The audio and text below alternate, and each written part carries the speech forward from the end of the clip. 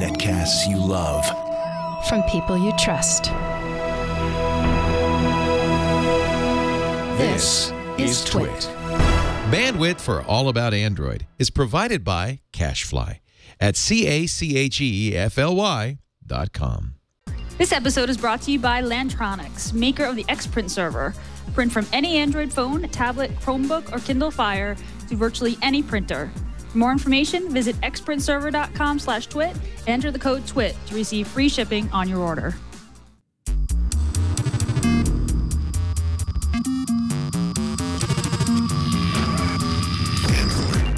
Welcome to All About Android, episode 169, recorded on Tuesday, July 8th, 2014. We're your weekly source for the latest news, hardware, apps, and other stuff for the Android faithful.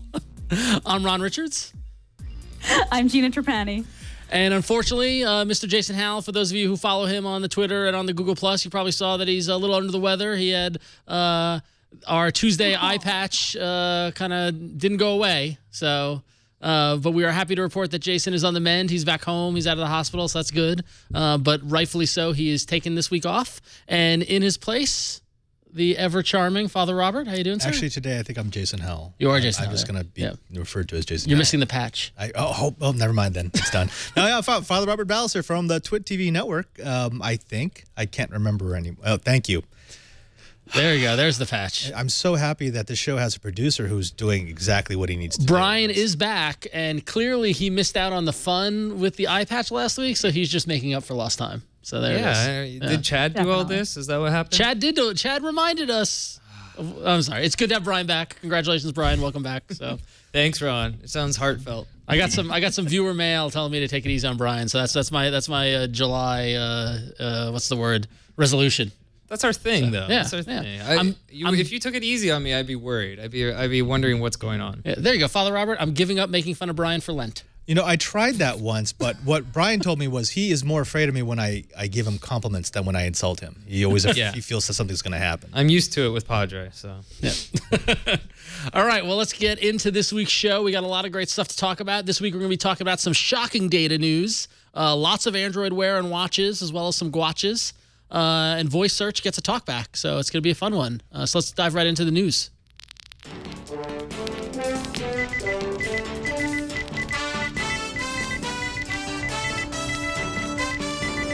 I forgot about our wonderful new Android news bumper. Isn't that wonderful? Man, Bryan, have you seen that yet? I never saw that. That's awesome. Yeah. You know, I've been waiting for 2 years for a bumper on some of my shows. And Well, when you get them whenever you want. When you get to the level of all that Android, the bumpers just flow freely. This is That's all I true. can say. Gina, do you have some numbers for us? Yeah, we do. You know, we like to keep up with the Android numbers, and some new ones got released recently. The Android distribution numbers for June of 2014, and Google released. Of course, this is like a sampling of the devices that access the Play Store over the course of 7 days. And you know what? No big surprises, but good news. KitKat has increased to 18% of the Android user base. That's up from 14% in May. Jelly Bean still commands the field at 56%. Older Android builds continue to decrease, as they should. ICS is only at 11%, Gingerbread at 13%, Froyo at under 1%. We probably won't be seeing Froyo in too many more of these distribution number updates going forward. So all the lines in the chart are headed the right way, as far as we can see here. Now, I did no preparation for the show, so I can't back this up, but it seems like KitKat is growing faster than the other ones. I don't know. I need to go back and look to see what it's like, but it just seems like it's getting on more devices in a quicker manner. I don't know if I'm crazy or not. But. Well, it would seem as if, especially with the newer devices, that hardware is now cheap. It's very easy to make a phone or a device, a tablet that's capable of running KitKat. So no one wants to make a device with an older version of Android. So now it really just is, as devices die, as devices get given up, that percentage will swing over. It's no longer you've got a low-cost manufacturer who's releasing everything with Froyo because that's the only thing that the hardware can handle. Right. And I think also what you're seeing is you're seeing great phones like the Nexus 5 and the Samsung S5 and stuff like that. So you might have people upgrading sooner or moving to these newer devices in a faster way than previously. I just feel like KitKat is getting out there faster. So, Right. Which is good, right? I mean, that's a good thing. Yeah. So, well, cool. Well, speaking of getting new phones, has anybody here ever wiped your phone and then sold it on eBay or anything like that? Have you ever? I have never sold a phone. I never have sold every a phone? phone Okay. I've ever had. I've never sold a phone either. I have every phone I ever had too, which comes in handy when your phone breaks and you need to go down to a Nexus 4. But it's common practice for people to do the factory reset and then sell it on eBay or sell it to give it to a friend or something like that. Some shocking news about that practice though, as the folks over at Avast, that security firm, they bought 20 smartphones from eBay to see what data they could find on the quote-unquote wiped devices, and it turns out it was quite a bit. They recovered 40,000 photos, hundreds of emails and texts, names and addresses, one complete loan application, and a whole lot more, including lots of GPS data. They were able to get the data, of course, because factory resetting your phone doesn't truly delete the data on it. When you delete a file on your phone or PC, it's not really deleted. Rather, the operating system detects that the pointers to that file marks the space the file occupies available, so that can eventually be overwritten. But until it's overwritten, that file can still be restored. The analogy when my dad taught me this as a kid was that memory is just a chalkboard. And you write on the chalkboard and you erase it, but you can still kind of see the word that was there until you write over it. And so... I like that. Yeah. Like ghosting on a whiteboard. Yeah. Yeah. This is typical for the computing world. We've all known this. This is not just flash. This is on hard drives. This was on floppy disk media, which is because of speed. We want everything to move faster. Whenever you delete a file, you're not wiping all the bits off whatever media it's stored on. You're just deleting the table of contents for that particular file. Well, someone like Avast, or actually someone with any sort of cheap probe, can go in and actually analyze each and any individual cell and pull the data that's off, and then you reassemble it. It's trivial. Yeah. And there are no devices right now that have a factory reset that will do a bit-for-bit overwrite. A magnet level kind of destruction of it. Why is that? I mean, that was my question. Why doesn't factory reset actually just delete the data? Is it because it takes too long? I know. I remember back in the day on Windows when you would format and you would do the super secure, white this out with ones and zeros, override. It would take a long time versus just deleting the disk, right? Which just deleted the pointers, like they said. I feel like factory reset to a regular human being means that the data is wiped. I actually can't remember if I've ever given away. I think I've given phones to friends, and I think I just, factory reset and gave it to them. Of course, totally, just, at a previous job, I totally factory reset my old Nexus 1 and brought it in for a test phone. And then months later, I quit and I didn't remember to take that phone. So now that old Nexus 1 is out there with all this stuff. And what's even more horrifying when you think about it, think about your usage of computers and phones and all that sort of stuff. Is there a single device that is easily losable that contains more information than a phone these days? I mean, if you think about the information on your phone between emails, banking information, all this sort of stuff, it's all on there. Yeah, it's true. There's a couple of people in the chat room who are saying, well, what if you factory reset it a couple of times? It doesn't help. You're just deleting the table of contents every time. Everything is still there. Yeah. But technically, the reason why these devices don't have a bit-for-bit delete is because it's flash memory, and that actually uses up the life of the flash memory. Every time you write to a flash cell, you're using up some of its lifespan. So many manufacturers, they're not going to do anything they'll prematurely age the flash drive. Now, take a Windows 8 PC, the Ultrabook that I'm using this is the Acer S7. Why would you take a Windows PC? Well, I would because I like to actually do things. but no, let's not get into that. But if you do want to do a factory reset on this, it actually asks you. It says, do you just want me to reset this to factory defaults, or are you concerned about the data? And it tells you, if you want me to remove the data, the process is going to take longer, and it will use up some of the life of your drive. That's what devices should do. Yeah. When you hit that factory reset, it should be, do you just want to restore the settings, or do you care about your data? There should be a distinction between destroying all the data versus just kind of hitting the reset button almost. Yeah. But but this also begs a great question. I mean, the process of factory resetting your phone and then getting a new one and selling it to your buddy or whatever. Now we know the folks at Gazelle, who's a longtime sponsor of Twit and All About Android. They actually thoroughly do the wiping and all that sort of stuff. They're trustworthy, but if you don't know that and you're not going to them, you're just selling on an eBay. Are you putting yourself at risk? Is there any other choice now but to take a sledgehammer to your phone and move on, right? I mean, how can you truly be safe? One of my Jesuit brothers he took a PhD in network security, and one of the things that he used to do is he would buy hard drives on eBay. This is 15 years ago, and he would recover data, and he would use this as part of his research. I'm sure if he were to do that PhD today, he would be buying old devices, tablets, and phones, and using that to say, yeah, people have no idea what kind of data footprint they leave behind. Yeah.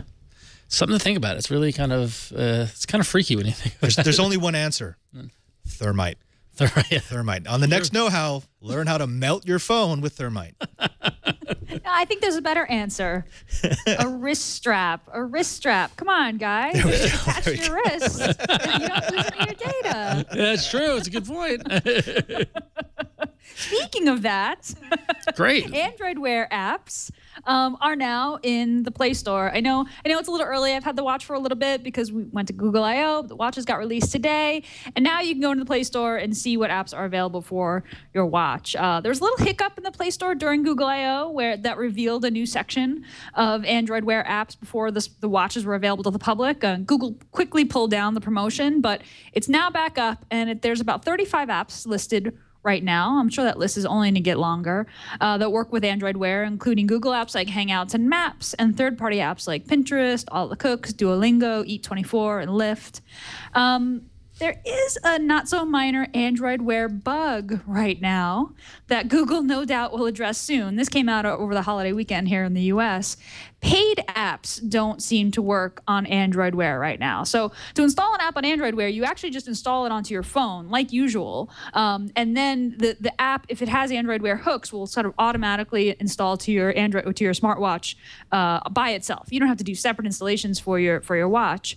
But Android Police reports that because of the way the Play Store kind of encrypts paid apps to prevent piracy of those apps, Android Wear can't decrypt and install them correctly. So hoping to see a fix on this soon. No word from Google yet about it, but there's obviously a few Android Wear bugs to work out.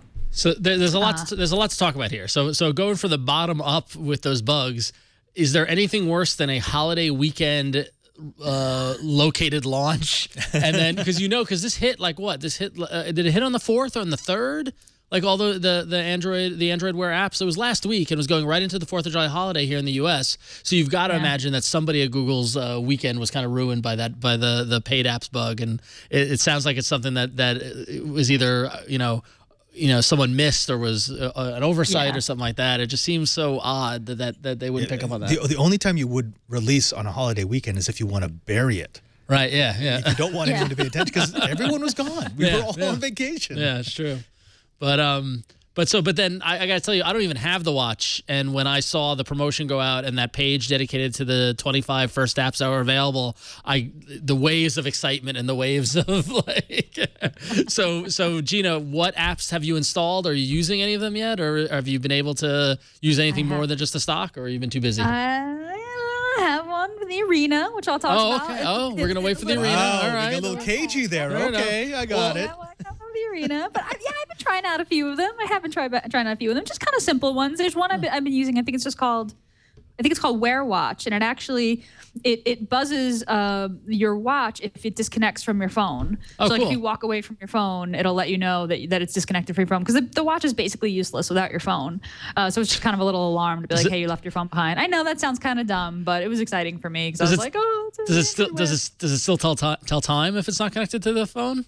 Yeah, well, yes. It still tells time, of course. It's still a watch. It's still a watch, and it still counts your steps. Like, it still works, yes. Yeah. But, like, the internet connection doesn't work. You set it on a reminder. Your Google Now cards don't get updated, that kind of thing. Yeah. Listen, I'm spoiled, okay? I expected you guys to connect it at all moments in time. Well, Bryan, can you pull back up the Google Play Store, the promotion page with the apps that are available? I mean, so when I was looking at this, I immediately got excited because I use Lyft. I use Runtastic, right? But then as I'm going, I use Bands in Town. I use that app all the time. But then I immediately realized I eat 24 all the time. I use that to order my Chinese food. But I use One Weather widget. That was exciting. I use Google Maps. Delta is on there. Yeah, which is neat. I fly Delta. Yeah. Wow. There was a couple of airlines. Yeah, I saw a bunch of stuff about airlines doing stuff on here. But what was interesting is that I immediately realized, I'm like, oh, well, my SMS app isn't on here. Does that mean I'm going to have to use Hangouts? I don't want to use Hangouts. And then, whoa, wait. What do you not like about Hangouts? Oh, I hate Hangouts. Really? Oh, I hate Hangouts. I have embraced the Hangout. This is a previous. You got to go back and watch some previous episodes, but I want a separation between my SMS and my chat, and all, which I know you can do. Everyone, I know you can do, and that's fine. It's too integrated for me. And plus also I don't like the design. I think it could be a little better. That was better SMS. That apps. was my first thing was whoa. I want my separate apps. What are you doing? Yeah. After about a month, I started saying, "Oh, this is actually it. Kind of works. Yeah. It actually kind of." But you're right. The UI needs to be fixed. Yes. The UI is horrible. Yeah, I just gave up on it. But if I get a watch, I'm gonna have to use Hangouts because I want to be able to text on the watch, and then also my Twitter app wasn't on there. So for me, at least watching this becomes the question of how soon does every app adopt Android Wear to their app, and will every app have an Android Wear aspect to it? It's progress, Ron. You got to join the party, man. It's early days. Join the progress. Yeah, it's early days. This is definitely early days. And honestly, it depends on how many people buy the watch. But because notifications, generally work on the watch, right? Like your texting app, it's the general push notification that you get in the shade of your Android device, like of your phone, is going to work on your watch. You might not have the hooks to reply by voice, but you'll get the text. Okay, that's good. And it seems like these apps will update over time. But I think there has to be a serious consumer demand. I mean, I think developers have to feel like people are wearing these watches and they want that their users are asking for the watch integration. So it's kind of a chicken and the egg thing.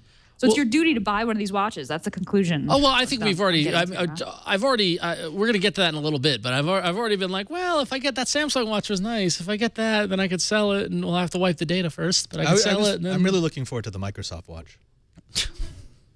The Microsoft Android watch. I just had to. That's my bad. Well, it's an exciting time for Android Wear regardless, and just seeing this first batch of 25 apps made me get all excited to try to figure out, what more are we going to see from it, and I probably spent 40 minutes on BART trying to wonder, what will this integration look like and all that sort of stuff. So there's the Microsoft watch. Yeah. What I liked about this batch of 25 apps is you've got some big players in there. Yeah. So this is not just Joe Schmo developer who threw something up and Google said, "Oh, we got to get that onto the page." This was, "Oh no, these are companies who actually provide services, and people will want to get this if they're getting a watch." And yes. Talking about that Delta example, I don't know how it works 'cause I don't have the watch and I don't fly Delta, but if Virgin America was able to, that's what I want to see. And Bryan's reading my mind. He's a good producer. I want my QR code with my boarding pass right on the watch, and just be able to stick my wrist underneath the little red light and get on the plane and not have a piece of paper. That would be awesome. Yeah. Yes. Well, Google Now gets you a lot of the way there. Yeah. I don't think it does the QR code bit, but Google Now, which works with all different flights, kind of gets you there. Yeah. But yeah, definitely agreed. Very exciting. I can't wait. I can't wait to get that darn watch. We're going to talk more about Android Wear and watches later in the show, so hopefully you're not sick of the topic already. But moving on to Android L, candy to be named later. So after the rollout of Android L at Google I/O, or not really rollout, but more of an introduction, Google has published official images of the Android L developer preview that you can install on the Nexus 5 and the latest Nexus 7, but if you've only got an old Nexus 4 around, you may be in luck. The folks over at XDA, as usual, have been working on getting the Android L preview running on last year's Nexus 4. There's a pretty long list of apps that don't work on the port and several rough edges of L in general, so we don't actually recommend it installing it if that's your daily on your daily phone.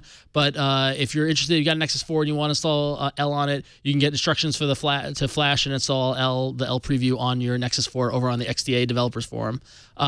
So once again, it's a case where they rolled it out. It's only on the best and the brightest, but sure enough, everybody figures out how to install it. But that does come with a risk, and there's always a risk with these developer previews. And you might be like excited to run to install it on your phone. But there was a really interesting article over on PocketNow.com about 4 reasons why you shouldn't install Android L as your daily driver just yet. And the guy who wrote this article, I forget his name, Joe Levi, went through and does a great kind of rundown of how Android L looks today, and says basically the battery life is great sometimes, and that working with Project Volta, which is supposed to make your battery life last longer, isn't quite there yet. He said there are crashes everywhere, that it crashes a lot, which you got to expect because apps aren't, whether it's the ARM runtime or what other little hooks that Android L might have in it, the apps might not be prepared for it. He said casting is hit or miss. We all love the Chromecast and the cast availability, but apparently it's still got some work to be done. And then he said the the not the last, but the most frustrating bug was having to use a PIN or password lock screen with my corporate exchange account. Sometimes when I lock with my PIN, the phone unlocks and immediately locks again. I'll input the PIN again, and again it will unlock and immediately relock over and over again. So Android L still got some rough edges around it. I'm one who, like, I feel like Jason would run and install this immediately, whereas I'll wait for the official release. I would install it on one of my older phones and not do it on my daily. I mean, if you put a beta on your daily driver, you deserve what you get. You're going to get issues. That's why it's a beta.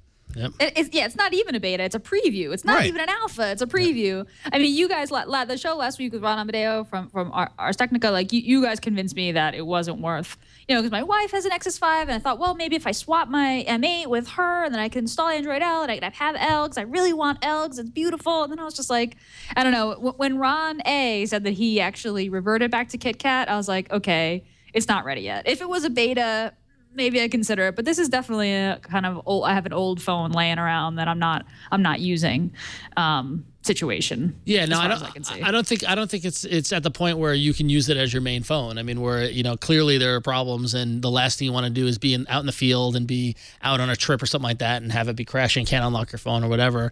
But you could see why developers would want to do it, because if you're actively developing, like I think of Michael Wolfson and doing kind of active Android development, he's probably got a whole bunch of phones that he wants to test on, all that sort of stuff. It makes sense, given the how hardcore of a developer you are, I guess. But I did try installing this on a Galaxy S2. I had no. Didn't take. No, not at all. No. Now that said, I have a Nexus 4 laying around at home, but it would work. Yeah, it would work. Maybe. Who has the time? I was going to say, if you don't have the time, Ron, you should drop that in the mail. I'll install L on it for you, play around with it, and then I'll send it back to you. Wait, but I'll have to wipe the data, and now we're back to that. Yeah, and so there we go. Yeah. Wait. I'm going to be pouring through your GPS data. If only we had some sort of app that would wipe the data, it would be interesting to see how that works. We have someone here who has a Nexus 5 who doesn't really know how to use his phone. I bet we could just take it and install L. Yeah. That's the latest prank now, installing L on people's phone when they don't realize it. Yeah, you got baited. Yeah. All right. So, well, speaking of old dead phones, don't plan on getting on a plane with a dead phone, at least, if not an old phone, anytime soon. The TSA announced over the weekend, as Father Robert said, this is the time that you want to bury news. I think they made this announcement on Sunday, that on some flights coming into the U.S. from certain overseas airports, could be subject to additional smartphone or device security screening outside of the normal X-ray scan, meaning the device has to be powered on to ensure it's safe for travel. So this supposedly prevents the possibility of an explosive device being hidden inside your electronics. But it means that for some of us in some airports, and they didn't announce which ones, they did say from overseas airports going directly into the U.S., you may have to power up your devices and prove and show the TSA officers on your way through security. So just make sure you got yourself a battery or a backup battery pack if you don't want to lose your device or waste time plugging it in and showing TSA officers. Do you remember when this used to be the norm? When we first started having laptops, you had to power it up. If you were going through security, you had to turn it on and show them that it could actually turn on. But this is ridiculous because, you have to turn on your device to prove that it's not a bomb. My device is a bomb. If I have lithium-ion batteries in it, if I short it across, I've got more explosive force than an M80. Right. So it's like, when they realize that, are they going to issue another alert on another Sunday saying, oh, yeah, we're going to demand that you have no batteries in your device. Yeah. Just leave those. It goes back to that. It goes back to that fine line between safety and security. It's security theater. And yeah, I know. It's tough. I mean, but as somebody who flies a lot, I've gotten to the point now where I pull my laptop out, I put it in the bin, I leave all my other devices in my bag, powered on or off. Like sometimes on my tablet that's powered off or whatever, and I've never been stopped. I think there's a line between them putting out these issues saying what they do and what actually happens at the security gate, which varies by airport. Yeah. I used to fly about 250,000 miles a year, and I will tell you, I got stopped every single time I came back into the country. Really? And not once in 6 years that I ever fly through. And I have the clear and everything. Yeah. And it was just, I'm sorry, sir, you've been randomly selected for additional screening. Well, you look shifty. I kind of do. Let's be honest. You look shifty. If I was going to guess that guy's posing as a father to smuggle in drugs, I would pick you. I would pull you out. Yeah, no. Well, when you fly that much, I get pulled out all the time because I have a big old metal belt buckle. Right. And and I take it off and I put it through the thing and I see it. It comes up just like in the X-ray, like the new fancy X-ray. It's just a black rectangle. Oh. And so they look at it and I always go belt buckle, and they don't like that at all. By the way, they don't want you to tell them what it is. Yeah. So They're like, stop the know-it-all, strip search them. yeah, exactly. Oh, Brian, come on, man. If you're gonna play with the eye patch, you know. My first slip up of the night. First. Really? All right. Well, let's try not to screw up as we go into hardware. Oh, right. Hardware. Second. Totally on top of this. Not rusty at all. Not at all. Welcome back, Brian. Well, so it is off to the races for LG and AT&T is today, starting July 8th. If you have been waiting for the LTG G3 and the Gwatch, the LG G Watch, and you're an AT&T customer, you can now get it over at AT&T. It's pretty exciting that they've launched their support of the Gwatch as well as the G3 smartphone.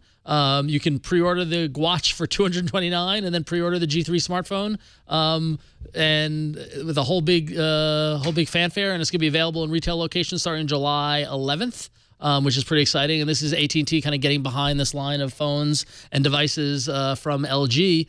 And it's interesting to see that as we look at it, how AT&T is handling the Gwatch and how they're approaching it, because it's not really a phone and that sort of thing. And it's clear with their promotion that AT&T is treating the Gwatch just like any other accessory, which means there's actually some deals that could be had if you're looking for the Gwatch and you're an AT&T customer and you want to upgrade your phone. They've got one ongoing deal that's offering 25% off if you buy 3 accessories. So if you buy the Gwatch along with 2 other accessories, like a protective case or a shell or a travel case or a headphone, something like that, that will bring the cost of the watch down to $171.75. Or if you spend $200 on the LG G3 with a 2-year contract, AT&T will give you a 50% off accessories, which includes the Gwatch. So it's $229 retail, so it comes down to $114.50 when you buy the G3. So there's a bunch of options there for you to save some money and be able to get the Gwatch for a cheaper price. And you know, it's funny to see people gaming the system to get this kind of high-end device that they're treating just like a case. Oh, they'll game the system anytime they have something new and sparkly. And this is, I mean, they actually look kind of nice. Yeah. If I was with AT&T and if I had a contract coming up, I would probably use it on getting a device like this. Yeah. Well, think about it though, because if you walk in, you know, you think you gotta. I like to play the role of a normal, you know, and so I'm Joe Normie. And I'm going to walk into AT&T and I need a new phone. And they show me that they're like, oh, and there's this nice new LG phone is running Android. And oh, there's this new Android Gwatch that you could get with this. And you can get it for $100. It lists for $230. You can get 50% off. Like, that's a compelling deal. Right. Like the bundling of the watch. Like I've been thinking about the watches. This is an additional thing I need to get. But as Gina pointed out, the watch is somewhat useless without the phone. Yeah. So to see these bundles or these deals coming up, I think, you know, if retail marketers are smart, they'll start putting these bundles together and make the watch more affordable as long as you pony up for the phone. You know, I think they've figured out where the market's going to be. I mean, you're not going to get people rushing out there to buy it, but what you will get are new buyers who will say, oh, yeah, of course, I want the full functionality of the phone. And if that comes with having the G Watch or the Gwatch or however we're going to call it. Watch. If that comes with having the Gwatch, then yeah, but throw that in my bundle. Yeah. And we know that the telcos love to upsell. This is definitely an upsell. Yeah. So I don't know if it's funny because I don't know if I would buy, like I tend to shy away from upsells, but and I haven't bought a phone in a cell phone store in years. But if I will, you know, but it'd be tempting. Anything to save money. That's a good idea. Actually, when was the last time I bought a cell phone inside like a cell store? I think I have to go back to like flip phones. Now, my last one was the G1. When I went in, I was downtown San Francisco in the financial district having drinks with a friend. He had gotten the G1 a couple of days before. It had just come out.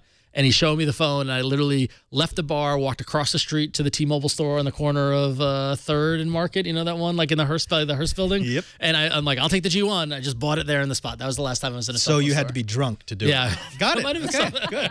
That's good to know. I went with a friend to a store and I felt dirty. Like there was something I felt like I was getting upsold. I felt like I was, like with the deals and the cut prices, it makes me feel like, hey, you're trying to get something over on me. Like it doesn't make me feel like I'm getting a deal. It makes me feel like they're getting something out of me, particularly around contracts. Yeah. But I think with these deals, like I still wish that these watches were cheaper. I still want to see these watches be in the like 100 to 125 range. I still think the prices are too high, and I think we're gonna see it eventually. But like this is not I don't know, $229 for an accessory just seems like a lot.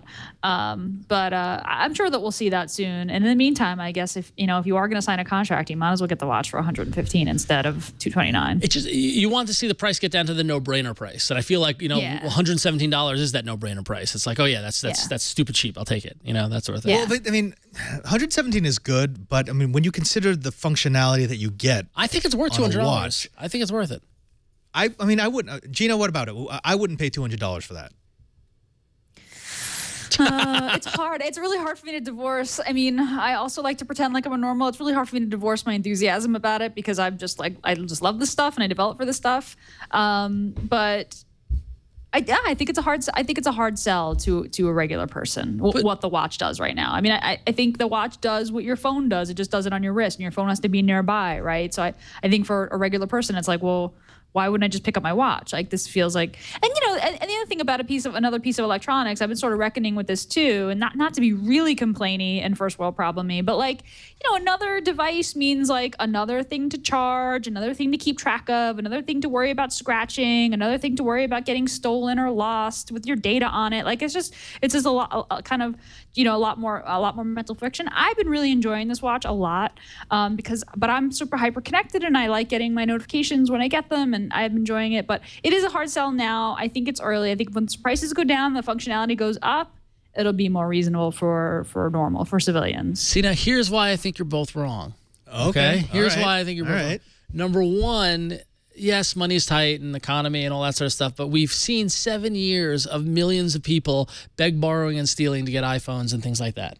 Okay, for a while, an iPhone was $600, and that was, and so people will clearly, if there's motivation there, they will fork over the money. Now, that said, once you see the watch work and you see what it's capable of, which I think now is the challenge for Google and for LG and Samsung and Motorola and everybody to get the word out, it taps into that one special nerve ending in our brain that loves the Dick Tracy watch. That this is the future, and it could be yours for $200. Let me tell you why you're wrong. All right, here we go. Here's the thing. I think they're looking at it the wrong way because they make a crazy amount of money off of a $600 phone. I mean, when you look at the materials that go into the phone, it's something like 70 to 85% profit. Yeah, sure. They should be looking at the watches not as a new profit center, but as a way to sell phones. That's a good point. I mean, that's what you do. If you sell the watch at cost, a $50 watch, but it's bundled with this phone, you sell the phone. Yeah, and that's how you want to make your money, not off of an accessory that people may or may not buy. I think that's a valid point. I think that's fantastic, and it's still, a good point. and but it still taps into the desire for the future. It's the desire, and that's why we talked about it last week, where Google Glass was too much too soon. But I feel like the watch is the right step of, oh, wow, look at this. I've got all this information on my thing, and I can, and the phone's in my pocket, but I can see who's texting me, and I can talk to it, and it will do, I think it taps into a lot of that. But yeah, who knows? Little fun, going into the store. If you want to have a lot of fun, go into a cell phone store now. I went with my sister around Christmas to get her new phone, and the guy was trying to sell her on it. I was like, nope. No, sorry. Well, actually, and like it was like it got, and like I lasted about 15 minutes, but I'm like, well, I kind of do this stuff. I know about this stuff. It was Ron, you were that guy. You were that guy. That salesman went home and said, "Oh my God, I had a nightmare customer come in." My whole thing was that I was like, all right, save your spiel. I just she wants the phone the HTC, not the new one, the M8. The one before the M8. HTC One. Yeah. HTC One. I'm like, I knew what I wanted to get her. I'm like, I just the phone and go. And it's like, oh, but if you do this, I was like, no, we don't need it. We don't. It's fine. It's fine. This is not the customer you're looking for. And you call yourself Joe Normal. Yeah. But so now that ever since Google I/O, and now that all the watches are in the world, when a new device comes out, what is the next thing that happens? somebody takes it get apart. It's got to, yeah. And then they get blended. Yeah, exactly. But so the folks over at iFixit did a teardown of the Samsung Gear Live and the LG Watch. And interestingly enough, what they found on the Samsung Gear Live is that there is a dormant, unused Wi-Fi chip in that device, which is interesting. Yeah. What the heck is that all about? Yeah. So Android and Me actually points out that it's been rumored that Samsung has a cellular-enabled watch plan that won't need a smartphone for data connection, but there's no official news yet. But a dormant Wi-Fi chip in that watch seems very interesting. I mean, I would understand if it was a dormant, like the header for a chip in a future version. But if they've actually put the chip on the board, it's not going to stay dormant for long. Yep. I mean, if not them, we're going to enable it.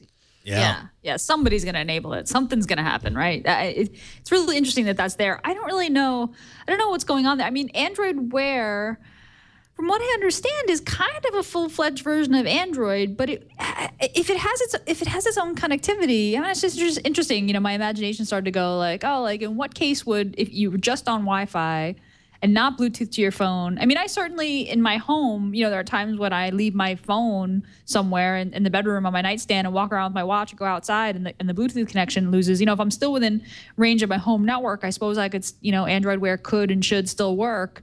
But I don't know. It seemed like there's got to be more there. And there's got to be a reason why they put that chip in there. With so little room, you know, every single piece of hardware has to justify its existence. Well, what I think is interesting, what I immediately thought of was all those examples that Sundar showed us of the phone and a Chromebook with notifications and apps running and stuff like that. So, you know, if you can pair the watch to the phone, can you pair it to your Chromebook or to your computer and just have the watch interact with the computer and not need the phone at all? I mean, with the amount of power that you're going to have in a device the size of a watch, I'm thinking that the Wi-Fi chip is probably going to be used in WiDi mode, low-power Wi-Fi mode, rather than full-on let me establish a secondary connection. Because did they say how big the battery was during the teardown? I can't remember, but it's ridiculously small. I remember someone saying something along the lines of, if you were to run full-power Wi-Fi 2.4 gigahertz, you drain the watch battery just with the Wi-Fi alone in like 3 hours. Yep. So it's there, but interesting to see what they're going to use it for. Yeah. It's fascinating. I love the idea that something's on the board not being used. Like, like a chip is there. But some guy just got lazy, like, oh, well, we don't have this Wi-Fi chip. Oh, we don't want to take it off. Well, it's really, when you talk about power management and stuff like that, it's really interesting. Like it's something this size, nothing is on there unless there's a reason for it. And so I guess we're just going to find out what that reason is. But yeah, interesting stuff. The watch is spying on you. All right, Gina, what do we got from Sony? Well, going back to actual phones, Sony is pitching its new Xperia C3 as the best smartphone for taking selfies. Yay, it's a selfie phone. It's got a wide-angle 5-megapixel front-facing pro selfie camera with a soft LED flash and a set of quirky apps to help you get the best selfie you possibly can. The specs aren't that great on this phone. It's powered by a 1.2 gigahertz Snapdragon processor, 1 gigabyte of RAM, only 8 gigabyte internal memory. There's a micro SD card slot if you need that. The main camera on the back has an 8 megapixels to work with, and on the front it's a 5.5-inch display, 1280 by 720 resolution. The Xperia C3 will launch in black, white, and mint globally in August, and that'll start in China, and pricing information is not yet available. But if you want to get the perfect selfie, this is the phone for you. Check that out. It's got all kinds of apps with all different kinds of effects. Yeah. There you go. You know, when I first heard about this, I thought this is the stupidest thing I have ever heard of, but then I realized people will actually buy this. Of course they will. Of course they will. I mean, it's a thing. Why do you take a picture? Why are people tempted to turn the camera around? It's because the camera on the back on the phone is always better than the camera on the front. Well, if you could make them the same, or make the one on the front even better, so you can see the screen and see what you're taking a picture of with you in it. I mean, I'd do that. Yeah. Yeah. I just hate the whole selfie culture. I don't know. I saw somebody on Muni the other day, and she was wearing a shirt that said selfie and had hashtags on her bag, and I was like, oh God. I know I'm old and grumpy. You live in San Francisco. You live in San Francisco. I'm fine with selfies. Like, I listen. It's a way for people to express themselves. It's fine. I think it's a weird thing to sell a phone on. I mean, I think a selfie is a thing that you do once in a while, whereas the rest of the things about the phone, all the way that you use apps, and the connectivity, and like the screen size should be more important. But I guess for folks who are really pro selfie. Can I be really sort of materialistic and shallow? Of course. Do it, please. So I get it. I'm not big on the selfie culture. I don't like people who are loving the fact that they take so many selfies and post them to the internet. However, I've done it the other way. I mean, I used to do a lot of amateur photography, and I would get these wonderful albums, and I wouldn't make the emotional attachment to where was I at that time or what was I doing. When I started taking pictures with myself in it, my memory was a lot stronger when I went back to those pictures. That's interesting. And I don't know if that's just me, if that's just the weird way my brain works, but I had no desire to publish those pictures. But when I went back and looked at them after years and years, I was like, oh yeah, I remember that day. Or yeah, I remember where I was when I took that picture. So maybe there's that. Yeah, I know. I'm an ardent. I don't put myself in my pictures. Anybody who follows my Instagram feed knows that I like to. I saw a band last night. I took a picture of the band. I took a picture of a guy taking pictures of fireworks the other night. Like I take pictures of other people and stuff like that. I don't know. This is a whole nother topic. I know so many people like this era, when they look back on this era, it's going to be the narcissistic age. And I don't know if I like that. I think they say that about every era. No, this is bad. This is bad though, man. This is bad. Do you even selfie, bro? I know. Anyway, let's move on. I, for one, would like more Ron in your Instagram feed. Oh, Gina, you're nice. Nobody wants to see my ugly mug. It's okay. Well, in other Xperia news, move away from selfies and the selfie phone. Good luck, Xperia C3, the selfie phone.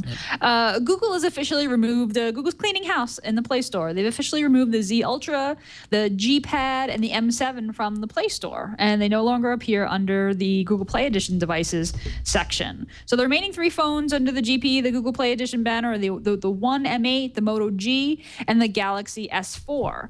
The S4 has been continuously out of stock for about 3 weeks now, so its demise seems inevitable as well. Long-rumored Galaxy S5 Google Play Edition of a device hasn't happened yet, although of course we did see the Gear Live Android Wear watch. So I don't know. This had some of the Android blogs buzzing that this was the end of the Google Play Edition. Maybe it's the end of the Nexus, and is Android Silver ever going to happen? To me, this just sounds like, these are older model phones and Google's cleaning house and they're keeping the new stuff, they're keeping it updated. They're featuring the latest and the greatest. I wasn't that concerned about it, but something to keep in mind. You got to imagine that looking at Google Play Edition. You got to imagine that Google had an agreement with those manufacturers for X number of devices and they sold them. That's what it seems like. Yeah. And they make, like any sort of store, they make a decision: do we want to restock it or not? They chose not to restock it. So and the other thing, I mean, for those people who are thinking, oh, is this the end of the Google Play Editions? Right. You got to ask, well, why did we have the Google Play Editions? And the whole idea was Google wanted to show the manufacturers, this is how we would like you to make your phones. Yeah. This is what we think is the best design you can use. So the only thing that makes sense for them to now destroy the program is if you think Google now believes the manufacturers are all doing that. And I don't think you're going to find anyone who does. So yeah, we're going to continue Google Play Edition. Yeah. I just feel like the sky is always falling on Google Play Edition or the Nexus line. Like every time there's any movement of any direction, it's like, this is the end of everything. And it's just like, no, sometimes it's not, So anyway, well, moving on to Samsung, one of our favorite topics, the behemoth that is Samsung. Virgil in the chat room pointed out that Samsung has a new commercial, and we thought that we would kind of kick this little segment off by taking a look at that. Brian? So this is Samsung's highlighting the what do they call them? The wall huggers. The wall huggers. It's funny that we were just talking about being in the airport and we were... I can't tell if this is being snarky and disingenuous or if it's just so much fun. Yeah. Well, it definitely continues the long tradition of Samsung poking fun at iOS users, And this is and I saw this commercial earlier today and I'm like, wow, that's pretty true. It is. Like there's nothing. That's my favorite part right there. By the way, when the janitor unplugs it. Yeah. But so Samsung touting their battery, their extended battery, and saying that if you have a Samsung phone, you don't need to plug in at the airport. So, oh, poor wall huggers. Yep. Oh, I have to say, Samsung's advertising campaign, take away that horrible live product announcement in New York. Let's never speak of it. Let's pretend like that's like Star Trek 4. It just whoa, no. wait a minute. I'm sorry. Star Trek 3. It's like take away Star Trek 3. My bad. Or 5. If you could dump 5 I would well. take 3 before 5. Really? Yeah. Oh yeah, absolutely. Really? 3's all right. 3's got some action. 5 is crazy. Okay, all right. That's cool. No, we can talk. Cybok? Really? Sorry. No. I forgot what we were talking about. It was something about Samsung's ads. Oh, Samsung's ads. Yeah. They're what I saw in the Apple ads 10 years ago. They're charming, they're funny, and there's just enough truth in it to say, oh yeah, that happens all the time. Yeah. So you would think that it would resonate with the customers. And not so much. Not so much, yeah. So we had Samsung's quarterly, kind of earnings call or whatever with the shareholders, with investors and that sort of thing, talking about their earnings for Q2 2014, and things are not good in Samsung land, that's for sure. The numbers were so unusual that they actually published an explanatory, I can't say that word, a note explaining them alongside the announcements. So basically, Samsung fell short of their record profits from last year. The decline in Q2 marks the second quarter in a row that Samsung performance has gone down. Now, it's important to note that it's not like they're going out of business. They still expect to make $51.5 billion in revenue with $7.1 billion in profit. But if you go back to that chart that Bryan showed very briefly, you can see that the trend is declining. And if you click over to the on the revenue, there you go. So revenue is declining as well. So both profit and revenue. If you're a Samsung shareholder, you should be concerned. And I don't know what the reason of that is. I'm sure everyone's wondering what it is. It's a maturing market, right? I mean, you made the crazy profits when you were one of the first. That's what happens. Yep. Now remember there was Apple, and then there was Samsung, and then there was everybody else, all the other Android manufacturers, and they made kind, passable phones. But if you wanted the good one, you bought the Samsung. Yep. There are now 3 or 4 legitimate contenders for the Android crown. So of course the field is more mature, and of course their profits are going to go down. That's the same thing has happened to Apple. Even though they've managed to prop it up by expanding to the number of markets in which they're selling, the amount of money they make per phone is not nearly as much as it was when they owned the smartphone arena. Right, exactly. So it's curious, but I'm sure that they've got other products up their sleeves. And for example, we can add. It's been a while since we've done any rumors, but with the IFA trade show, which is a trade show about consumer electronics and home appliances coming up, it looks like there's a rumor coming from Sam Mobile, which leaked these images of Samsung Gear VR or virtual reality. And what's interesting about this is that it shows a very Oculus Rift-like, kind of visor that is made by Samsung that is promising virtual reality. But unlike Oculus or Sony's Morpheus VR, the Samsung Gear VR would be powered by your smartphone, by your Samsung smartphone. Good. So I need my battery to drain even faster. Yeah. This is good. So do you think this is real? I mean, it's a rumor. I mean, I'm sure that they're working on something like this. Whether or not it actually makes it to product, that's another thing. But it's cool. I mean, like when you first tried on Google Glass or when you first looked at Google Cardboard, it's cool to see it. But after you get past the cool factor, and I know you experienced this with Glass as well, it's sort of like, okay. Now what? Now what? Yeah, where are we going with this? Yeah. And I feel like Oculus is answering that question at least now, or at least about to. And so clearly there's a direction towards VR as the technology is getting there. What that direction is, I don't know, and it kind of freaks me out. Stapleated has my answer: VR Ingress. I stopped playing for 6 months because it was bad for my health, but now I'm back into it. And I play that game way too much. Gina, would you slap on that Samsung VR helmet? No. I'm gonna come out to you guys. I don't get the VR thing. Like, I think it's like cool to play with for 2 seconds. Yeah. But like, I don't get it. And everyone's like, it's like the next big thing. And it was so upsetting. Like, friends of mine who are really into gaming were like heartbroken when Oculus got bought. I just didn't get it. Like, I was just like, it's a giant piece of headgear. Like, the same folks that made fun of Glass were so I don't get the VR thing. I would probably not put that thing on. I thought Cardboard was really cute and cool and fine. And like, it's on my desk and people who come by my desk play with it, for 5 seconds. Yeah. But that's about it. I don't know. I don't really get it. It's funny. I think they're making it probably, I mean, just to keep up with the hype. But I think it's industry hype and not consumer. I don't think the consumers are really wanting this thing. I don't know. Well, I'm less excited for the idea of a thing I got to put on my face, and more like, did you see the movie Her? Did you see that movie with Joaquin Phoenix? The scenes of him playing the game with the big projector that fills his entire room, and it's like that, basically virtual reality, where reality kind of gets projected around him. That's more interesting to me than having to put something on to see that, you know. So it's cool. All VR is cool, but in the end, if it's hanging off the top of your head, it's still a high-tech ViewMaster. Listen, in 5 years, there you go. In 5 years, thank you. In 5 years, when you're going to virtual meetings via your Samsung Gear VR and you're meeting, you're working from home and meeting people in the meeting room, well, then we'll talk. Exactly. But my hat. Until then, if you want to be like me and have a ridiculous reaction to virtual reality with Google Cardboard, if you didn't go to I/O, luckily some clever people have come up with a way for you to partake as well. Unofficialcardboard.com is actually selling individual pieces to allow you to construct your own Google Cardboard. This is not related to Google in any capacity, and I'm officially starting the countdown until they get shut down. But basically, they sell all the pieces to make your own cardboard VR kit. It's just cardboard and a lens, right? And that's true, what you buy. yeah. But they cut they cut it, laser cut it to make it to slide the phone in, because it has a magnet for the switch and stuff like that. Do you really have to laser cut cardboard?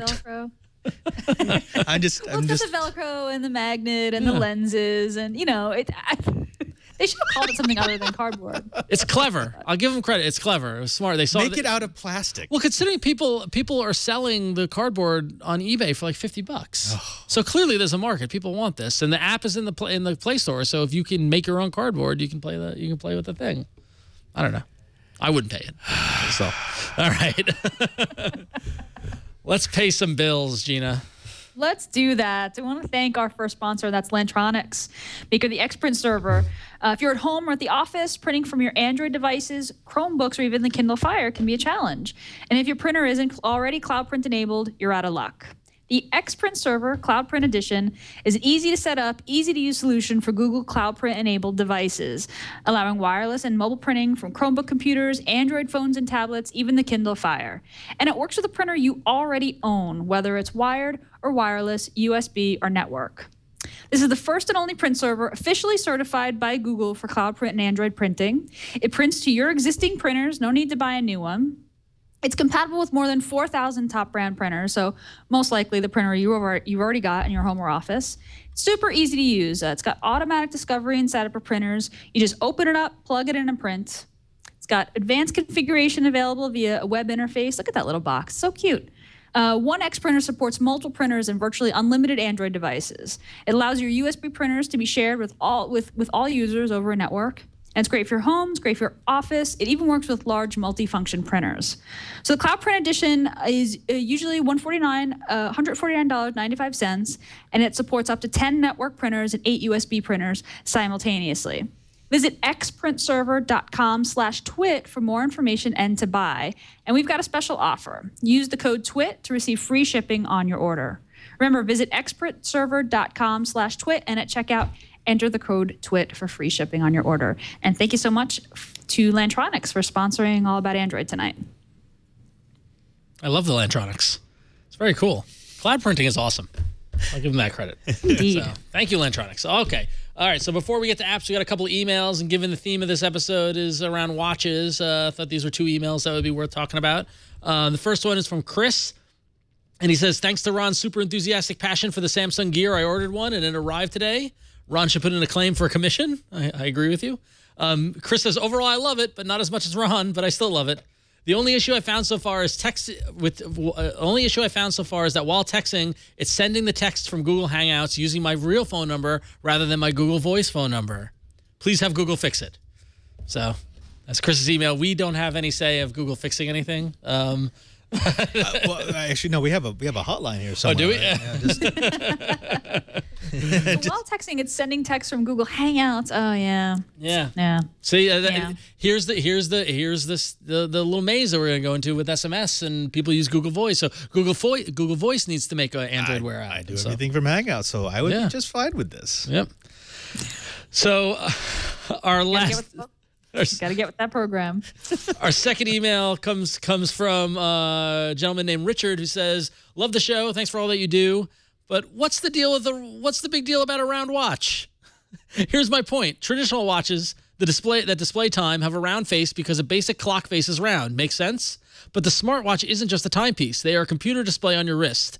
Our monitors are rectangular, as are tablets, phones, and even TVs. It makes sense that text in a paragraph be displayed in a box. Even Google Now cards are rectangular, so why buy a round display for your wrist? To me, it's impractical, trying to put a round peg in a square hole. Is it to fool people into thinking that this huge device is not a tech gadget, but what you're wearing is just a massive watch? The Moto 360 looks to me like a ship's porthole. I'm a happy Pebble user and have ordered the gear." No, just no. I like round watch, and I cannot lie. Yep. Sorry. I actually think that porthole analogy is actually a really good one. I want my watch to be a porthole into the future. That's what I want it to be. I like round because it's natural. It's natural. Come on. It's unusual. It's unique. It doesn't look like a computer. That's the whole point. Yeah, It doesn't look like a computer. Here's the thing. It's a round display. That's amazing. Exactly. I don't know why. It looks nice. It does. I mean, yes, I understand that it's a screen and a rectangle may be a better fit for it, but I remember when we first talked about these round displays, I was actually on All About Android, and all of us said, no, I would buy that. That actually looks nice. That's fashionable. That's something I would put on my wrist. Yep.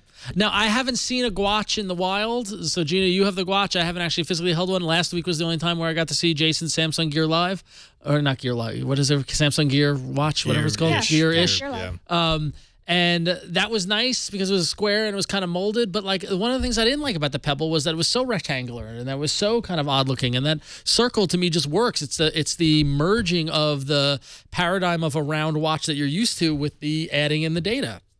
It's a perfect marriage. It's amazing, and it's a round display. Like that's just. Now, when they come out with an octagon, I think that's really going to sell.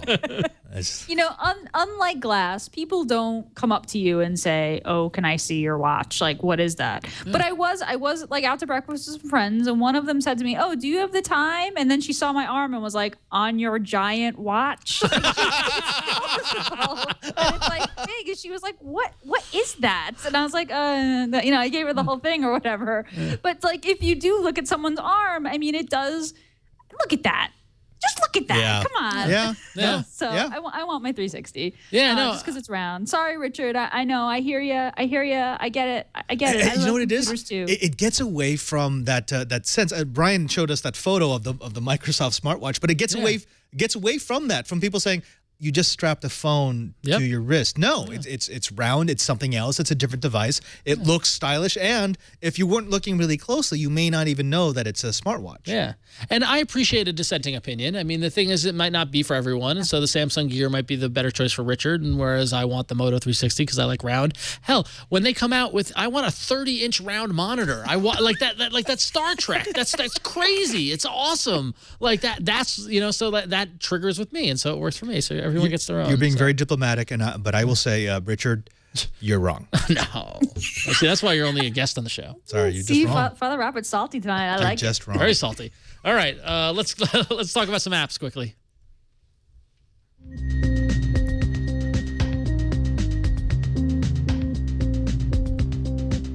All right, so in case you haven't gotten enough Android Wear talk, we just got one more for you.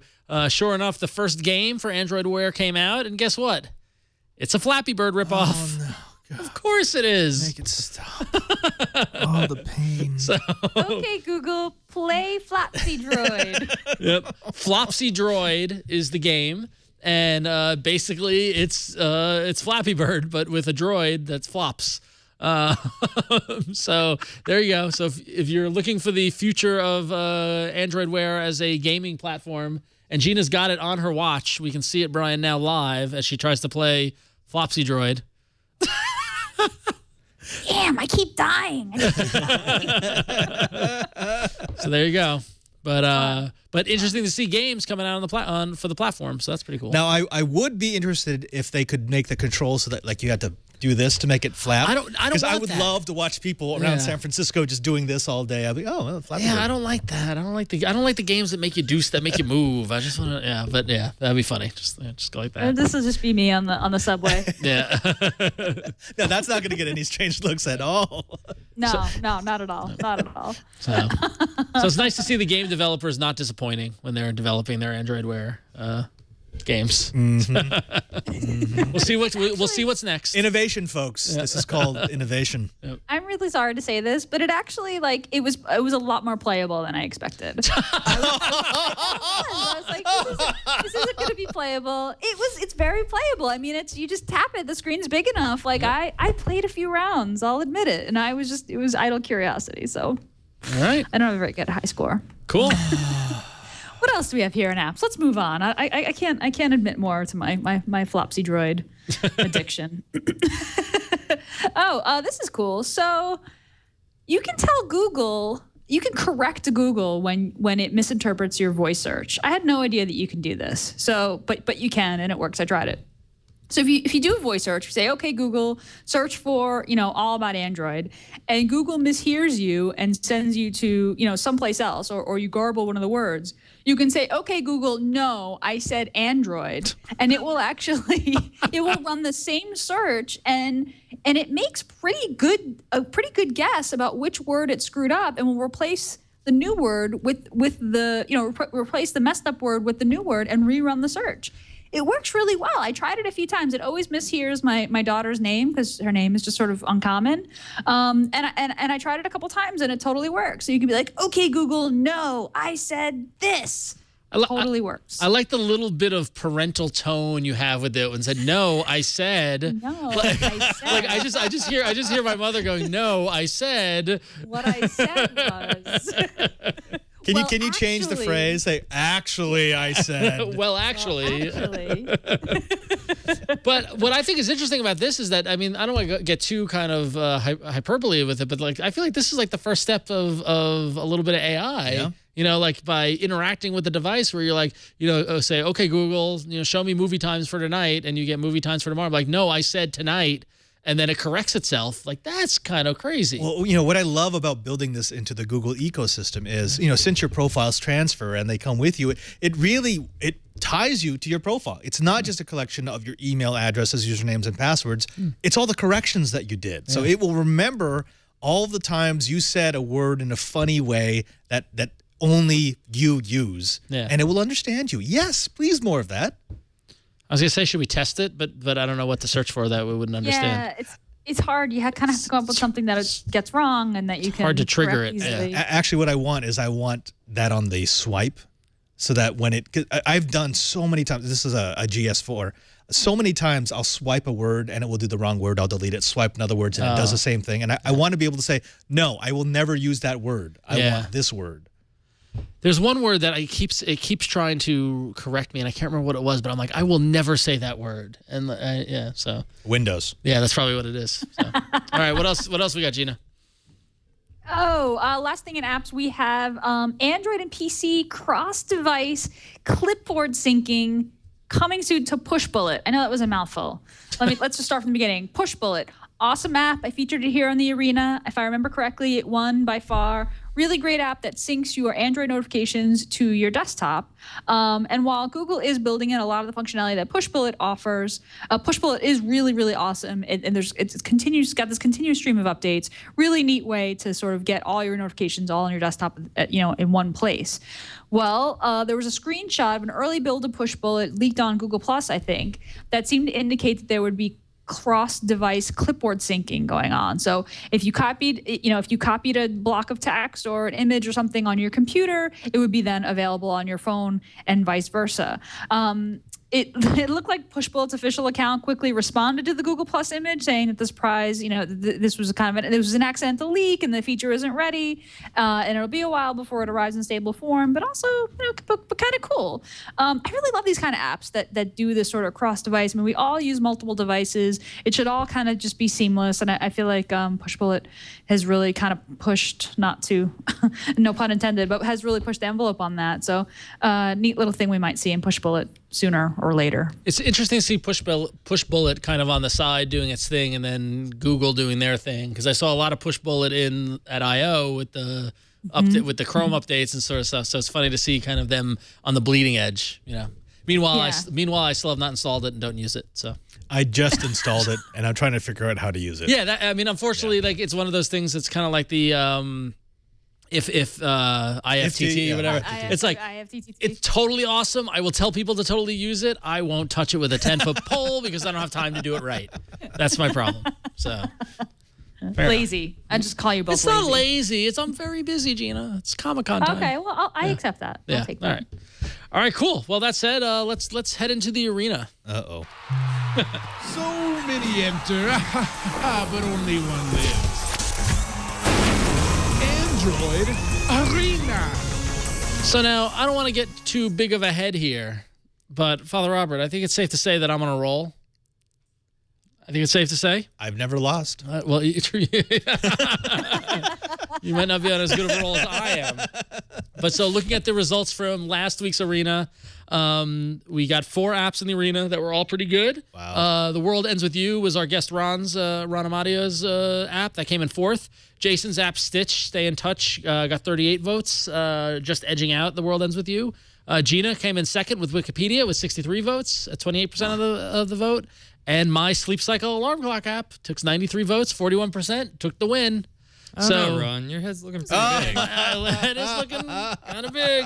Woo, we represent. Hold on, now this is the right size. Yeah, now this is the right size. There we go. There you go. This is scaring me. This is scary. Yeah, please change it. Thanks to Wade County, we see the stats for the arena through week 26. Jason's got 5 wins. Gina's got 8. Our guests have 4. And I've got 9 wins. And I actually have a 3-win winning streak. Very nice. 3 weeks in a row. Which is funny because earlier in the year, I was like dead last. So this has been a resurgence. I'm kind of excited. So that said, we are going to start with me, even though I won, because we need to share the audio cable. This is pretty awesome. Yeah. Admittedly, this one's this is on the edge of what normally the kind of app I would show. But considering we've been waiting for it so long and it just came out, I really had to jump on it.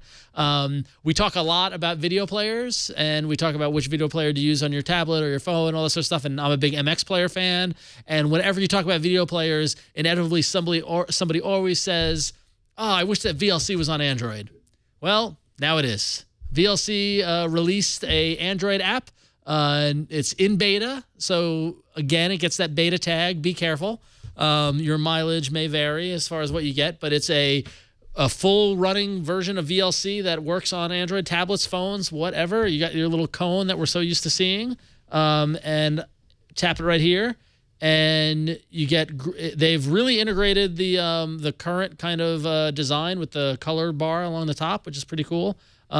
You tap the side, and you can reveal whether you're looking at video or audio or a file directory and a history of all your stuff. It's pretty much got all the stuff of VLC that you know and love on the desktop. We go to play something. Here's a little teaser for the Batman: The Complete Television Series. When it comes up, we've got this, so you can control brightness on the left and right side. I lost it. You control your volume on the left and right. You can lock the screen. You know, it's pretty much everything that you want in a player. It does the automatic flip. And there you got it. So, if you've been waiting for VLC, this kind of answers all your hopes and dreams. Of course. I think my app is going to blow yours out of the water. Of course, yeah.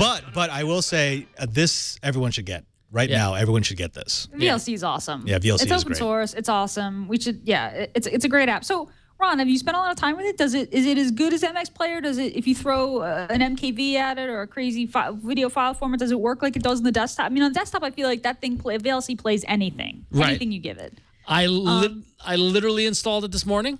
So I haven't thrown a ton of file formats at it, but I am going to be. Now the thing is that it's important to note, unfortunately, because it's beta, it's not compatible with every device. So for example, it's actually not compatible with my Nexus 7 as of right now. I have the old first gen Nexus 7. This version of the app is compatible for devices running the ARM v7 CPU or the x86 CPU. ARM v6 devices will be supported in future release, they say. So it's one thing to note that, so you got device compatibility is one of the hurdles with this beta format. And as they warn, it's still in beta, so it might kill your kitten or destroy your house, but it should be mostly fine now. So just be careful. Get it. Get it. No brainer. What harm could it be? I'm going to throw as many of the file formats as I can at it and see what it does. But so far, I ran a MOV as you saw on an MKV and it worked fine. So and I got to imagine that the folks at VLC would not have put this out there if it didn't have the ability to just do what VLC is known for and be like this the most superior video player, open source kind of option. So, but it's really great on the Google Play store page. They've got a whole list of the features that it has. So plays most local videos as well as network streams. And then it also supports multi-track audio and subtitles. It's got a widget for audio control and that sort of thing. And what's really great is that they're really upfront about what it's missing. So they're saying that there's a lot of stuff that's missing. It's going to be things are going to be changed for the final release. Hardware decoding works only with a limited set of hardware and other unknown issues, which I feel like is a good catch-all. But unknown. Yeah. So, but VLC for Android, the wait is over. Download it, check it out, see if the beta is enough for you to be. If you're brave enough to try that beta. I know earlier we said to be careful, but I feel like this one is okay. So go for it. All right. So Gina. Nice. What do you got? All right. Well, I may be shooting myself in the foot here because I'm narrowing my audience, but I got excited about this app. It was one that I needed, and I think it's one that a lot of people need once they've got their smartwatches. So my pick this week is called Baby Time Android Wear Lock. I was complaining last week about how I love the watch, but I've got a 1-year-old at home, and she is very curious, and she watches every single thing that I do, and a lot of what I do involves this now, and so she always wants to touch my watch. And in fact, just sidebar, Google has done such an amazing, as opposed to Siri, Google's just such an amazing branding thing. Like, I've tested voice search so much that my 1-year-old now points at my watch and says, Google. Like, the watch is Google to her. It's really, really funny. But she always wants to play with my watch. And so what Baby Time Android Wear Lock does, it's an app you install on your phone like any other Android Wear app. All the Android Wear apps are just you install them on the phone and they get sort of silently installed on your watch. It does nothing on the phone. But what it does is it adds this Baby Time menu to your smartwatch. So you can say, okay, Google, start Baby Time, and it just locks the screen. And so my kid can take the watch off of me, which she always wants to do, and put it on herself and touch it. And she's not ordering a car from Lyft or, getting Chinese food from Eat24 or making calls to China. She's not doing anything like that on my phone, which I'm always worried she's doing. And then when she's done, I think you swipe up twice and swipe down twice in order to unlock it. So it just basically, it works a lot like Toddler Lock, which is another app that I use for my phone when she wants to play with my phone. Nice way to just lock down your device when your kid wants to grab it, which they will. Warning to parents of young children who are getting a smartwatch. So I really liked it. It was one of the first Android Wear apps that I installed, or apps that specifically built for Android Wear. Works really well, and I thought it was kind of just a neat use of a utility. So that's Baby Time Android Wear Lock. It's free. It's open source, so the source code's available for developers who are interested in making an Android Wear app. You can check out the source code. And it's really neat. And it has voice control. So you can actually say, okay, Google, start Baby Time, and it'll lock your watch, and you're good to go. That's awesome. That's a very clever application. That's cool. I like it. It's a specific use case, but there's a good solution for it. Neat. I just like any app that your baby likes.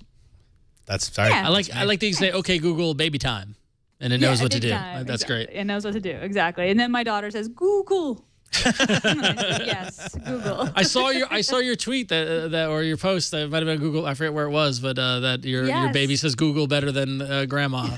Yeah, she says Gaga, but she says Google Nice. very clearly. It's a good kid. I like that kid. It's really, really kind of brilliant. She's not saying Siri. Let's just say that. All right, so baby time for Android Wear. And before we move to Father Robert, just a quick note. Turns out my app VLC does work on tablets on the Nexus 7. For some reason, when I went to install it this morning, it wasn't showing up, but I just tried it. Thanks to, I want to say Sailor Moon, but Sailor Lion in the chat room corrected me. So it is installable on the Nexus 7. So Sailor Lion is a big Sailor Moon fan, so it's okay. There you go. Sailor Lion. There you go. All right, Father Robert, what do you got for us? All right, so I wanted to do something a little bit different. Every time I come on the show, I typically do some sort of security-based application, You do? network-based I noticed application. I want to break out of stereotypes. So, because you had VLC and because I found out that Push Bullet had already been used, I decided to go completely out of the box and do an app that Jason would do. Oh, there you go. Smart. This is what it is. This is called eDJing. It's a music mixing app. It allows you to play like an EJ. So I'm not sure if you got my audio, but I loaded up 2 pieces of music. So anything that's on your phone can be used. And are you hearing that? So it actually plays a pretty decent media player. And then it allows you to do, like you do with this DJ. Like a kick to the headshot. You know, of course, my DJing skills aren't great. I don't have mashup capabilities.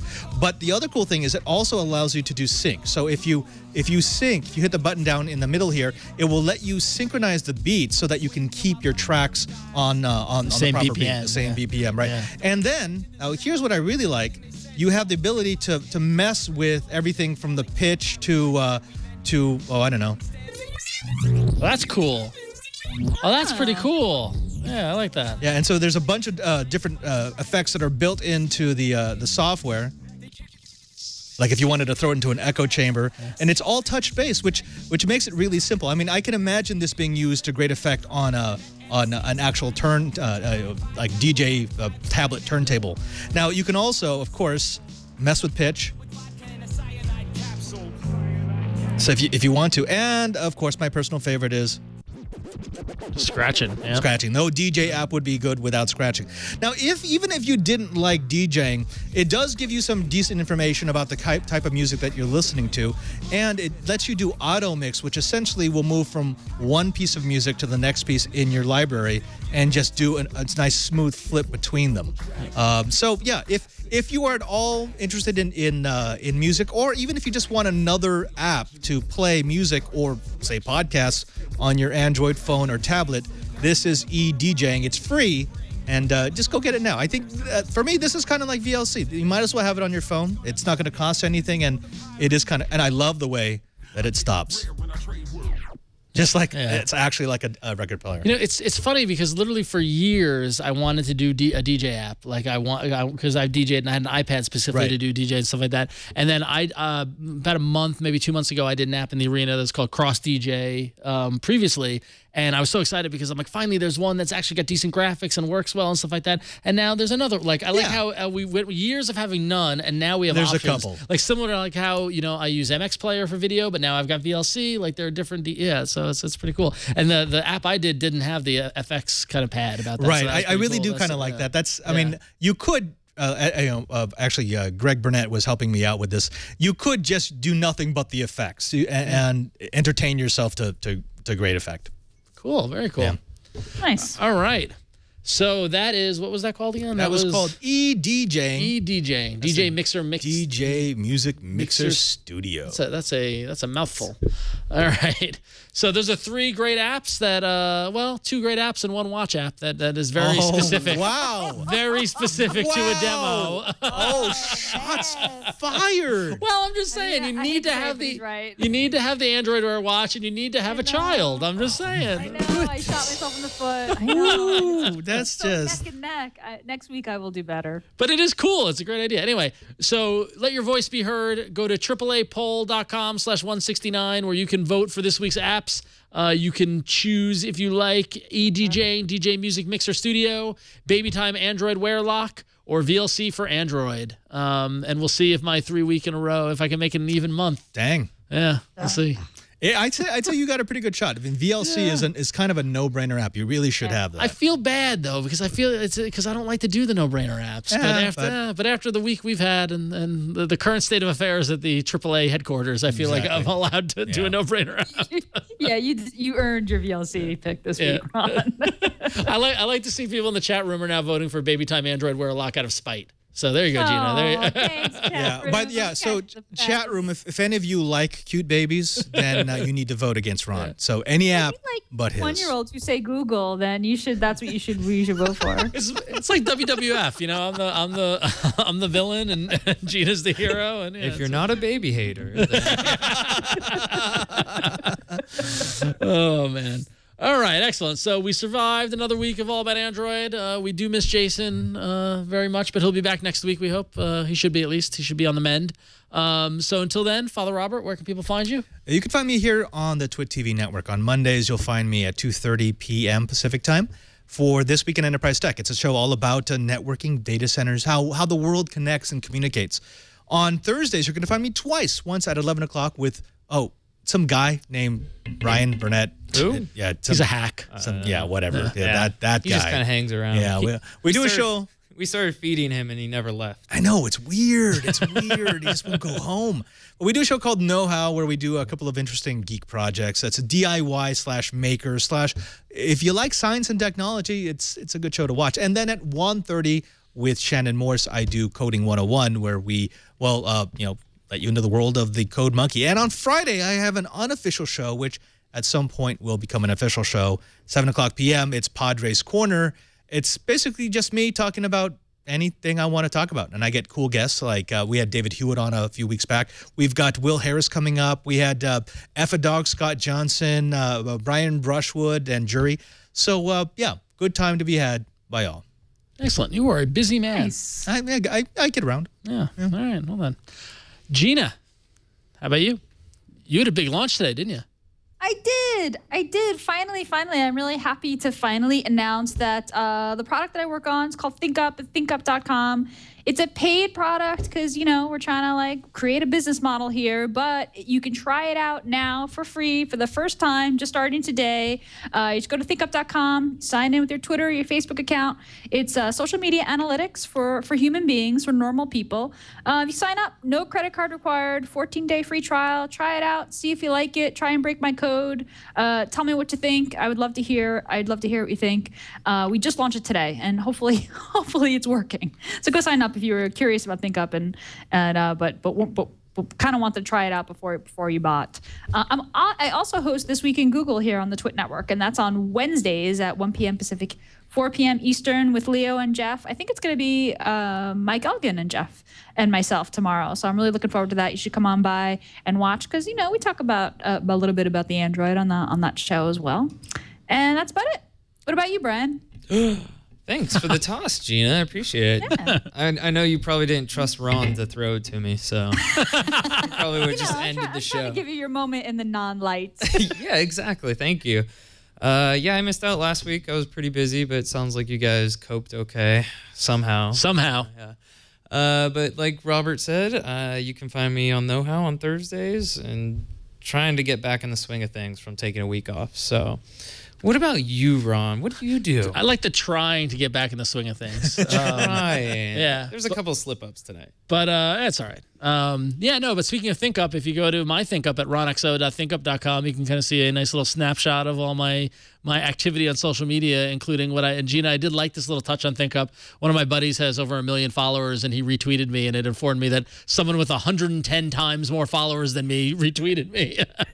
Scroll down a little more, Brian. You can see it. Did it make you feel small, or did it make you feel happy? It made me feel very small. Yeah, there you go. It's like, great. Someone with 110 times more than you. But actually, that tweet that he retweeted was a post. I was on another podcast on my buddy's show, Let's Talk Comics, where I talked about kind of my career, just generally about working, talked a lot about podcasting, a lot about a little bit of tech, a little bit of the comic book industry, stuff like that. So go to letstalkcomics.com and you can check that out. But more specifically, you can go to about.me/RonXO. You can find links to my Twitter, Facebook, Google+, Instagram, all that fun stuff. And by day, I am slaving away behind my keyboard at Image Comics, Comics at imagecomics.com, where we're making some of the best comic books in the world, preparing for the San Diego Comic-Con, where we're going to be there in force. So if you're planning on going to San Diego Comic-Con, come say hi to me. I will be in our booth. And that's why I have bags under my eyes, and we'll have them until August. So there you go. We are busy people. We are a little bit, yeah. But we make time for the Android. I mean, duh. You know why we make time for the Android? Because the fine folks in the audience who tune in every week to watch it. We appreciate it. So hopefully everybody go out on Google Plus and wish Jason get well soon. Great job, guys. Miss you. You did really good, Ron. Don't worry about it.